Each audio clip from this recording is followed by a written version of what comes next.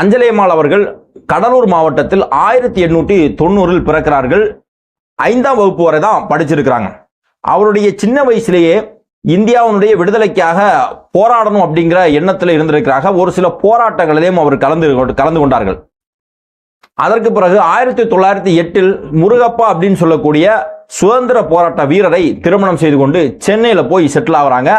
அங்க போய் பல்வேறு சுதந்திர போராட்டங்களில் தன்னை ஈடுபடுத்தி வருகிறார் கணவரோடு இணைந்து.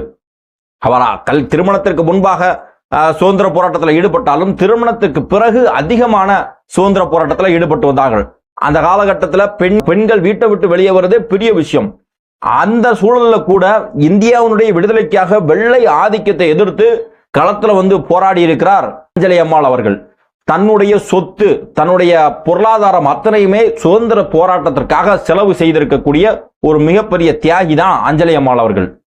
1921 மகாத்மா காந்தி அவர்கள் ஒத்துழையாமை போராட்டத்தை நடத்துகிறார். இந்த ஒத்துழையாமை போராட்டத்தில் கலந்து கொண்டு சிறைக்கு செல்கிறார். தென்னிந்தியாவில் முதல் பெண்மணி ஒத்துழையாமை இயக்கத்தில் கலந்து கொண்ட பெண்மணி என்ற பெயர் இவருக்கு வருகிறது. அந்த அளவிற்கு இந்த பொது வாழ்க்கையில பெண்களுடைய எண்ணிக்கை மிகவும் சொற்பமாக இருந்த காலகட்டத்தில் அஞ்சலை அம்மாள் அவர்கள் பொது வாழ்க்கைக்கு வந்து அந்நிய ஆதிக்க சக்திகளை எதிர்த்து போராடி இருக்கிறார். உங்க எல்லாருக்கும் நல்லா தெரியும், 1857 இந்தியாவுடைய முதல் சுதந்திர போராட்டம் நடைபெறுகிறது. சிப்பாய் கழகம்னு சொல்லுவார்கள். அதுல வெள்ளையர்களுக்கு எதிராக இந்தியர்கள் மிகப்பெரிய போராட்டத்தை செய்கிறார்கள். அதனால் இந்தியர்கள் மிகப்பெரிய அளவுல கொடுமைப்படுத்தப்படுகிறார்கள். பல்வேறு நபர்கள் கொலை செய்யப்படுகிறார்கள்.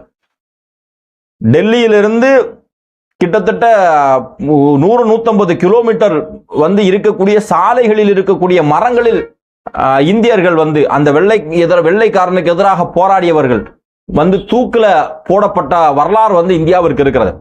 அந்த மிகப்பெரிய மாபாதக செயலை செய்ததில் மிகப்பெரிய பங்கு வகிப்பவர் யாருன்னு பாத்தீங்கன்னா ஜேம்ஸ் நீல் சொல்லக்கூடிய ஒரு வெள்ளைக்காரன். அந்த வெள்ளைக்காரனுக்கு சென்னையில ஒரு சிலை வைக்கிறாங்க. இந்த சிலையை அந்த இடத்துல அகற்றணும்னு சொல்லி 1927 அஞ்சலை அம்மாள் தன்னுடைய கணவரோடு இணைந்து மிகப்பெரிய போராட்டத்தை செய்கிறார். போராட்ட நேரத்தில் அந்த சிலை உடைக்கப்படுகிறது. அந்த சிலை உடைக்கப்பட்ட காரணத்தினால் அஞ்சலை அம்மாள் அவர்களை கைது செய்து ஓராண்டு சிறை தண்டனை அவர்களுக்கு கொடுக்கப்படுகிறது. இந்த நேரத்தில் அஞ்சலை அம்மாள் அவர்களுக்கு அம்மா கண்ணு அப்படின்னு சொல்லி ஒரு மகள் இருந்தால். காந்தி தமிழ்நாட்டிற்கு வந்திருக்கிறார். அந்த நேரத்தில் இந்த பெண்ணை லீலாவதி அப்படின்னு சொல்லி பெயர் மாற்றம் செய்து குஜராத்துக்கு தன்னோடு அழைத்து சென்று விட்டார். அடுத்து பார்த்தீங்கன்னா 1931 கடலூர்ல உப்பு சத்தியாகிரக போராட்டத்தை செய்யறாங்க. இந்த உப்பு சத்தியாகிரக போராட்டம் செஞ்ச காரணத்தினால அவர் கைது செய்யப்பட்டு சிறையில் அடைக்கிறார்கள். 6 மாதம் சிறை தண்டனை அவருக்கு கொடுக்கப்படுகிறது. அந்த நேரத்தில் அந்த போராட்டம் செய்யக்கூடிய அந்த நேரத்தில் அஞ்சலை அம்மாள் அவர்கள் நிறைமாத கர்ப்பிணியாக இருக்கிறார். சிறையிலேயே மிகப்பெரிய அளவில் அவர்கள் பாதிக்கப்படுகிறார்கள், கஷ்டப்படுறாங்க. அந்த போராட்ட களத்திலேயே அஞ்சலை அம்மாள் அவர்கள் மிகப்பெரிய அளவில் வெள்ளைக்காரர்களால் தாக்கப்படுகிறார்கள். சிறையில் இருக்கக்கூடிய அந்த காலகட்டத்தில் தந்தையை பெற்றெடுப்பதற்காக 1 மாதம் விடுப்புல அந்த பரோல் சொல்லுவாங்க இல்லையா, அதுல ஒரு ஆண் குழந்தையை பெற்றெடுத்து விட்டு பிறகு மீண்டும் சிறைக்கு செல்கிறார்கள் குழந்தையோட. அதே வருஷத்துல சென்னையில் நடந்த காங்கிரசினுடைய பெண்கள் பொதுக்கூட்டத்திற்கு தலைமை தாங்கி அந்த பொதுக்கூட்டத்தை நடத்துகிறார். அதே காலகட்டத்தில் தான் காந்தி அவர்களுடைய மது ஒழிப்பு கொள்கைக்கு ஆதரவாக கள்ளுக்கடை மறியல் போற பல இடங்கள்ல இவருடைய தலைமையில் செய்கிறார். அதன் காரணமாக சிறையிலும் அடைக்கப்படுகிறார். 1934 தமிழகத்திற்கு காந்தியடிகள் வருகிறார்கள். இப்ப காந்தியடிகளை பார்ப்பதற்கு அஞ்சலை அம்மாள் முயற்சி செய்கிறார்கள். ஆனா அன்றைக்கு இருந்த வெள்ளைக்கார காவல்துறை மிக நெருக்கடிகளை அஞ்சலை அம்மாள் அவர்களுக்கு கொடுக்கிறார்கள்.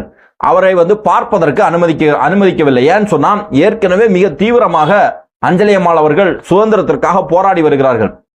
இந்த அளவிற்கு தீவிரமாக வெள்ளைக்காரர்களுக்கு எதிராக போராடி வரக்கூடியவர் காந்தியை ஒருவேளை சந்தித்தால் மீண்டும் போராட்டத்தினுடைய வடிவம் மாறும், இதை விடவும் மிக வேகமாக இவர்களுடைய போராட்டம் மிக தீவிரமாக இருக்கலாம் அப்படிங்கிற பயத்துல வெள்ளை அரசாங்கம் என்ன பண்ணதுன்னா அஞ்சலை அம்மாள் அவர்கள் காந்தியை சந்திப்பதை தடுத்து வந்தார்கள். ஆனாலும் அஞ்சலை அம்மாள் என்ன செஞ்சாங்கன்னா மாறு வேடம் போட்டு, அதாவது முஸ்லிம்கள் அணியக்கூடிய புர்காவை போட்டுக்கொண்டு காந்தியை நேரடியாக சந்திக்கிறார்கள். இதை பார்த்ததும் மகாத்மா காந்தி அவர்களுக்கு மிகப்பெரிய ஆச்சரியம். எந்த அளவிற்கு தைரியமும் மன உறுதியும் இருந்திருந்தால் அஞ்சலை அம்மாள் அவர்கள் இந்த மாதிரி வேஷம் போட்டு சந்திப்பார் அப்படின்னு யோசிச்சுக்கிட்டு தென்னாட்டின் ஜான்சி ராணி அப்படிங்கிற பட்டத்தை அஞ்சலை அம்மாள் அவர்களுக்கு வழங்குகிறார்கள். ஜான்சி ராணியை தெரியும், இந்தியாவுடைய விடுதலைக்காக போராடிய ஒரு மிகப்பெரிய போராளி, மிகப்பெரிய ராணி அவர்கள். அவருடைய நினைவாக தென்னாட்டினுடைய ஜான்சி ராணின்னு சொல்லி அஞ்சலி அம்மாள் அவர்களுக்கு அந்த பட்டத்தை வந்து காந்தியடிகள் கொடுக்கிறார்கள். பிறகு 1940 தனிநபர் சத்தியாகிரகத்தை செய்கிறார். 1941, 42 இந்த காலகட்டத்தில் வெள்ளையனே வெளியேறு இயக்கம் போன்ற போராட்டங்களை செய்து அரசாங்கத்திற்கு எதிராக செய்து அதன் காரணமாக சிறையில் வந்து அடைக்கப்படுகிறார்கள். சுதந்திர போராட்டத்துக்கு ஒரு பக்கத்தில் போராடி கொண்டு இருக்கக்கூடிய அந்த காலகட்டத்தில் உங்களுக்கு எல்லாருக்கும் தெரியும் 1937 மற்றும் 1946 வந்து தேர்தல் நடக்கிறது. இந்த தேர்தலில் சென்னை மாகாண தேர்தலில் வந்து போட்டியிட்டு 1937லும் 1946லும் வெற்றி பெறுகிறார்கள் அஞ்சலி அம்மாள் அவர்கள். அதற்கு பிறகு 1947 இந்தியாவிற்கு சுதந்திரம் கிடைக்கிறது. சுதந்திரம் கிடைத்த பிறகு யார் எல்லாம் இந்திய விடுதலைக்காக போராடினார்களோ அவர்கள் அத்தனை பேருக்கும் தியாகிகளுக்கான பென்ஷன் உதவித்தொகை வந்து வழங்கப்படுகிறது. அந்த உதவித்தொகையை வாங்க அஞ்சலி அம்மாள் அவர்கள் மறுத்து விட்டார்கள். ஒரு இளம் வயதுல ஒரு 20 வயசு 25 வயசுல இந்தியாவுடைய விடுதலைக்காக போராடுவது வேற விஷயம். ஆனா கிட்டத்தட்ட 1947 சொல்லும் போது இவர்களுக்கு கிட்டத்தட்ட 57 வயசு ஆகுது. அப்ப அந்த வயது முதிர்ந்த காலத்துல கூட ஒற்றை தீரத்தோடு இந்தியாவினுடைய விடுதலைக்காக போராடியவர் மட்டுமல்ல, இந்த தியாகம் அப்படிங்கிறது தன்னுடைய கடமை, இதனால எனக்கு ஒரு பொருளாதாரம் வர வேணாம் அப்படின்னு நினைச்சு வரக்கூடிய அந்த தியாகி பென்ஷனை வந்து மறுத்தவர் தான் அஞ்சலி அம்மாள் அவர்கள். அதற்கு பிறகு வந்து தேர்தல் 1952 நடந்த தேர்தலும் அஞ்சலி அம்மாள் அவர்கள் வெற்றி பெறுகிறார்கள். எம்எல்ஏவாக இருக்கக்கூடிய காலகட்டத்தில் வீராணம் வாய்க்காலில் இருந்து தீர்த்தம்பாளையம் கிளை வாய்க்காலை உருவாக்கி அதன் காரணமாக அந்த பகுதியிலே இருந்த குடிநீர் பிரச்சனையை நீக்கினார்கள். எனவே அந்த வாய்க்காலுக்கு வந்து அஞ்சலி அம்மாள் வாய்க்கால் அப்படின்னே பேர் இருக்கிறது. இன்னைக்கும் அந்த பெயராலே அழைக்கப்பட்டு வருகிறது. அதற்கு பிறகு 1961 பிப்ரவரி மாதம் 20ஆம் தேதி தன்னுடைய 71வது வயதில் அஞ்சலி அம்மாள் அவர்கள் உயிரிழந்தார்கள். அவருடைய நினைவாக கடந்த வருடம் அவருடைய சொந்த ஊர்ல நம்முடைய தமிழக முதலமைச்சர் மு.க. ஸ்டாலின் அவர்கள் ஒரு நினைவு சிலையை வந்து நிறுவினார். அதை திறந்து வைத்தார். அதெல்லாம் இவரோடு சிறையில் இருந்தவர் தான் ஜமத்கனி அப்படின்னு சொல்லக்கூடியவர். அவர் வந்து அஞ்சலி அம்மாளுக்கு ஒரு மகள் இருந்தான்னு சொன்ன இல்லையா, அம்மா கண்ணு லீலாவதி அப்படின்னு சொல்லி அவரை வந்து திருமணம் செய்தார். திருமணம் செய்து கொண்டு அவர்களுக்கு ஒரு பெண் குழந்தை பிறந்தது. அவருடைய பெயர் சாந்தி. பின்பு அவருக்கும் நாகநாதன் அப்படின்னு சொல்லக்கூடிய தமிழக திட்டக்குழுவின் துணைத் தலைவராக இருந்தவர், அவர்களுக்கும் திருமணம் நடைபெற்று அவர்களுக்கு ஒரு குழந்தை பிறந்தது. அந்த குழந்தையினுடைய பெயர் எழிலன். அவர்தான் கடந்த முறை 1000 விளக்கு சட்டமன்ற தொகுதியில போட்டியிட்டு வெற்றி பெற்ற, திமுக சார்பில் போட்டியிட்டு வெற்றி பெற்ற எழிலன் அவர்கள். அவர்தான் சட்டமன்ற உறுப்பினர், இவருடைய வாரிசு.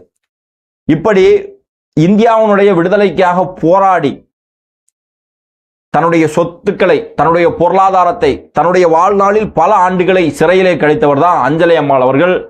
அவர்களை மீண்டும் நினைவு கூறத்தக்க வகையில் இவர்கள் மட்டுமல்ல, இன்னும் ஏகப்பட்ட சுதந்திரத்திற்காக போராடியவர்கள் அடையாளமே தெரியாமல், யார் யாருன்னு தெரியாமலே எத்தனையோ பேர் இருந்திருக்கிறார்கள். இவர்கள் எல்லாருடைய வரலாற்றையும் கண்ணு முன்ன கொண்டு வர முடியுமான்னு தெரியல. இருந்தாலும் குறைந்தபட்சம் அஞ்சலி அம்மாள் மாதிரியான மிகப்பெரிய தியாகம் செய்தவர்களை இன்றைய இளைய தலைமுறைக்கு அடையாளம் காட்டக்கூடிய வகையில தமிழக வெற்றி கழகத்தினுடைய தலைவர் தளபதி அவர்கள் அவர்களுடைய கட் அவுட்டை அந்த மாநாட்டு திடலில் வைத்தது மிகவும் வரவேற்கத்தக்கது.